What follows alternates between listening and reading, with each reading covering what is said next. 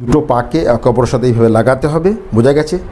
শুরুর দিকে আপনার এই পা উঠে থাকবে, কোনো ব্যাপার নয়, আমি বহুবার বলেছি এই পা উঠে থাকলে উঠে থাকবে, এই পা পেলভিক ফ্লোর থেকে দূরে থাকলে দূরে থাকবে শুরুর দিকে। কিন্তু রেগুলার যদি প্র্যাকটিস করেন এই পা ধীরে ধীরে নিচে যাবে, এই পা ধীরে ধীরে কাছে আসবে। এটা প্র্যাকটিসের ফলেই হবে, এটা 1 বা 2 দিনের ব্যাপার নয়, আমি বহুবার বলেছি রেগুলার প্র্যাকটিস করার ফলেই হবে। এই ঘুটনা নিচে যাবে, পা এরপর ফিঙ্গারকে ইন্টারলক করে এইভাবে ধরে আপনি কামার গর্দান সিধা করে স্ট্রেট করে বসবেন। কিডনি প্রোস্টেট এগুলোকে মজবুত করার জন্য আপনাকে ফুল শ্বাস নিয়ে উপর, শ্বাস নিয়ে নিচে আপনি 10 বার দিয়ে শুরু করবেন, 10 থেকে 30, 30 থেকে 50, 50 থেকে 100 এইভাবে বাড়াতে থাকবেন।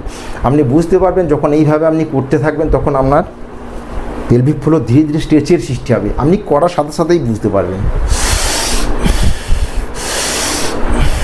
তো এটা হলো তিতলি আসন বা বাটারফ্লাই পোজ।